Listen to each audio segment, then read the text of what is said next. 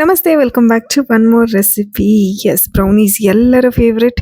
ನಿಮಗೂ ಇದೇ ಥರ ಬ್ರೌನೀಸ್ ಮಾಡಬೇಕು ಮನೆಯಲ್ಲೇ ವಿತೌಟ್ ಓವನ್, ವಿತೌಟ್ ಬೇಕಿಂಗ್ ಅನ್ನೋದಾದರೆ ನನ್ನ ಚಾನೆಲ್ನ ಸಬ್ಸ್ಕ್ರೈಬ್ ಮಾಡ್ಕೊಳ್ಳಿ. ಈಗಂತೂ ಬ್ರೌನೀಸ್ ಎಲ್ಲ ಮಕ್ಕಳಿಗೂ ಇಷ್ಟ, ಬಟ್ ಅದನ್ನ ಹೊರಗಡೆ ತಿನ್ನೋದಕ್ಕಿಂತ ಮನೇಲಿ ಮಾಡ್ಕೊಂಡ್ರೆ ತುಂಬಾನೇ ಟೇಸ್ಟಿಯಾಗಿರುತ್ತೆ ಆ್ಯಂಡ್ ಈಸಿಯಾಗಿ ಮಾಡ್ಬೋದು. ಫಸ್ಟ್ ಒಂದು ಪ್ಯಾನಲ್ಲಿ ಓಟ್ಸ್, ಬಾದಾಮ್, ವಾಲ್ನಟ್, ಪಂಪ್ಕಿನ್ ಸೀಡ್ಸ್, ಫ್ಲಾಕ್ ಸೀಡ್ಸ್ ಇದಿಷ್ಟನ್ನು ಚೆನ್ನಾಗಿ ಫ್ರೈ ಮಾಡಿಕೊಂಡು ಗ್ರೈಂಡ್ ಮಾಡ್ಕೊಳ್ಳಿ. ಅದಾದ ನಂತರ ಸೀಡ್ಲೆಸ್ ಡೇಟ್ಸ್, ಹಾಗೆ 1-2 ಟೀ ಸ್ಪೂನ್ ಕೋಕೋ ಪೌಡರ್, ಹಾಗೆ ಗ್ರೇಟ್ ಮಾಡಿರುವಂತಹ ಡಾರ್ಕ್ ಚಾಕ್ಲೇಟ್, 1-2 ಸ್ಪೂನ್ ತುಪ್ಪ, ಹಾಗೆ ಸ್ವಲ್ಪ ಹಾಲು ಇದಿಷ್ಟನ್ನು ಹಾಕೊಂಡು ಚೆನ್ನಾಗಿ ಗ್ರೈಂಡ್ ಮಾಡ್ಕೊಳ್ಳಿ.